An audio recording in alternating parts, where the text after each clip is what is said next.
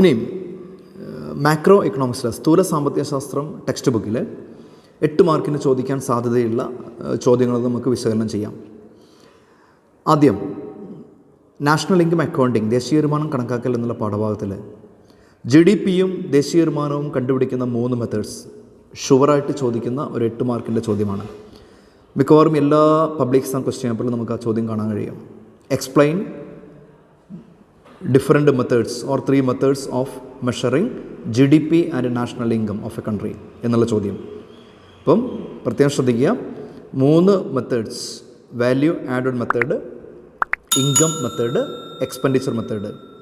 ഉൽപ്പന്ന രീതി, വരുമാന രീതി, ചെലവ് രീതി. ഈ രീതികൾ വളരെ വിശദമായിട്ട് തന്നെ എഴുതണം. അതിൻ്റെ സൂത്രവാക്യം എഴുതണം, ഓരോ രീതിയുടെയും ഇക്വേഷൻ എഴുതണം, അതിൻ്റെ സ്റ്റെപ്പുകൾ എഴുതണം 8 മാർക്കിന് ചോദിക്കുമ്പോൾ. പിന്നെ മണി ആൻഡ് ബാങ്കിങ്, പണവും ബാങ്കിങ്ങും എന്ന പാഠഭാഗത്തിൽ കേന്ദ്ര ബാങ്കിൻ്റെ ധർമ്മങ്ങളും കേന്ദ്ര ബാങ്കിൻ്റെ പണനയങ്ങളും 8 മാർക്കിന് ചോദിക്കാൻ സാധ്യതയുള്ള ചോദ്യമാണ്. രണ്ടും ഒരുമിച്ച് ചോദിക്കില്ല.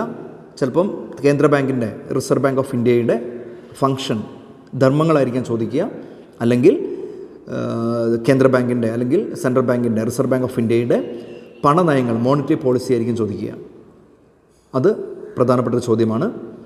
പിന്നെ 8 മാർക്കിന് ചോദിക്കാൻ സാധ്യതയുള്ള ചോദ്യമാണ് ഒരു ദ്വിമേഖലാ സമ്പദ് വ്യവസ്ഥയിലെയോ അല്ലെങ്കിൽ 3 മേഖലാ സമ്പദ് വ്യവസ്ഥയിലെയോ 2 സെക്ടർ ഇക്കണോമിയുടെയോ 3 സെക്ടർ ഇക്കണോമിയുടെയോ ഇക്വിലിബ്രിയം ഇൻകം ആൻഡ് ഔട്ട്പുട്ട്, സന്തുലിത വരുമാനവും ഉൽപ്പന്നവും കണ്ടുപിടിക്കാനുള്ള ഒരു മാത്തമാറ്റിക്കൽ ചോദ്യം. അവിടെ കൺസംഷൻ ഫംഗ്ഷൻ, ഉപഭോഗധർമ്മം തരും, ഇൻവെസ്റ്റ്മെൻറ്റ്, നിക്ഷേപം തരും. 3 മേഖലാ സമ്പദ് വ്യവസ്ഥയാണെങ്കിൽ ഗവൺമെൻറ് എക്സ്പെൻഡിച്ചർ തരും, ചിലപ്പോൾ ടാക്സ് തരും, ട്രാൻസ്ഫർ തരും.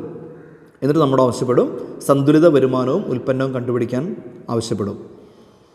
അപ്പം അത് സൂത്രവാക്യം എഴുതി കണ്ടുപിടിക്കുക. അതിൻ്റെ കൂടെ തന്നെ ഓട്ടോണമസ് എക്സ്പെൻഡിച്ചറിലുള്ള മാറ്റം, അത് നിക്ഷേപത്തിലുള്ള മാറ്റമായിരിക്കാം, ഗവൺമെൻറ് എക്സ്പെൻഡിച്ചറിലുള്ള മാറ്റമായിരിക്കാം. ഓട്ടോണമസ് എക്സ്പെൻഡിച്ചറിലുള്ള മാറ്റം, അതായത് ഓട്ടോണമസ് ചെലവിലുള്ള മാറ്റം സന്തുലിത വരുമാനത്തെയും ഉൽപ്പന്നത്തെയും എങ്ങനെ സ്വാധീനിക്കുന്നു, മാറ്റം വരുത്തുന്നു എന്നുള്ളതും കൂടി ചോദിക്കും. അത് മാത്തമാറ്റിക്കലായിട്ട് ചെയ്യേണ്ടി വരും. അപ്പോൾ ചെയ്ത് പഠിക്കണം. ഇക്വിലിബ്രിയം കണ്ടുപിടിക്കാനുള്ള സൂത്രവാക്യം y = 1/1 - c × a bar - ct + ctr എന്നുള്ള ചോദ്യം ഉപയോഗിച്ചിട്ടാണ്, ഇക്വേഷൻ ഉപയോഗിച്ചിട്ടാണ് കണ്ടുപിടിക്കേണ്ടത്. അത് ചോദിക്കും. പിന്നെ മറ്റൊരു ചോദ്യം ചോദിക്കാൻ സാധ്യതയുള്ളത്, മാത്തമാറ്റിക്കൽ അല്ലാതെ ഒരു ദ്വിമേഖലാ സമ്പദ് വ്യവസ്ഥയുടെയോ അല്ലെങ്കിൽ 3 മേഖലാ സമ്പദ് വ്യവസ്ഥയുടെയോ സന്തുലിത വരുമാനവും ഉൽപ്പന്നവും കണ്ടുപിടിക്കുന്നത് എങ്ങനെ എന്ന് ഗ്രാഫ് വരച്ച് തെളിയിക്കുക അല്ലെങ്കിൽ വിശകലനം ചെയ്യുക. അപ്പോൾ അവിടെ ഗ്രാഫ് മാത്രം വരച്ചാൽ മതി. അഗ്രഗേറ്റ് സപ്ലൈ കർവും വരയ്ക്കുക, അഗ്രഗേറ്റ് ഡിമാൻഡ് കർവും വരയ്ക്കുക.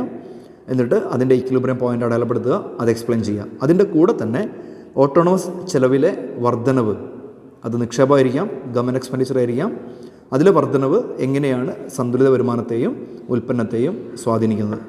അപ്പം അവിടെ നമ്മൾ രണ്ടാമത്തെ ഡയഗ്രാം വരയ്ക്കുമ്പം AD കർവ് സമാന്തരമായിട്ട് മുകളിലേക്ക് ഷിഫ്റ്റ് ചെയ്യുന്ന കാണിക്കുക. അപ്പോൾ ഇത്രയും ചോദ്യങ്ങളാണ് 8 മാർക്കിന് ചോദിക്കാൻ സാധ്യതയുള്ള ചോദ്യങ്ങൾ. ഈ ചോദ്യങ്ങളിൽ 3 ചോദ്യം ഷുവറായിട്ട് വരും. അത് പഠിക്കുക.